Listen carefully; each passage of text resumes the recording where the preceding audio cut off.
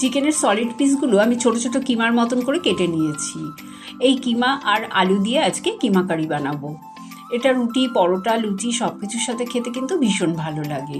তাই জন্য আমি নুন হলুদ মাখিয়ে আলুগুলো প্রথমে ভেজে তুলে নিলাম। ওই তেলে গোটা গরম মশলা, তেজপাতা ফোড়ন দিয়ে প্রথমে পেঁয়াজগুলো ভেজে আদা, রসুন, পেঁয়াজ বাটা দিয়ে দিলাম।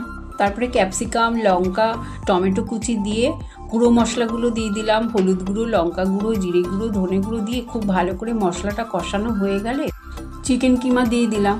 চিকেন কিমা দিয়ে স্বাদ অনুযায়ী নুন আর দইয়ের সাথে চিনি দিয়ে একটু ফেটিয়ে রেখেছিলাম, সেটাও দিয়ে দিলাম। খুব ভালো করে চিকেনটা কষানো হয়ে গেলে ভেজে রাখা আলু পরিমাণ মতন জল দিয়ে ভালো করে ফুটিয়ে নিলাম। ঝোলটা ফুটে উঠলে গ্যাসের ফ্লেম কমিয়ে ঢাকা দিয়ে কিছুক্ষণ রেখে দিলাম। নামানোর আগে দিয়ে দিলাম গরম মশলা, ধনেপাতা কুচি আর পাতিলেবুর রস। ব্যাস তৈরি হয়ে গেল সুস্বাদু চিকেন কিমা কারি।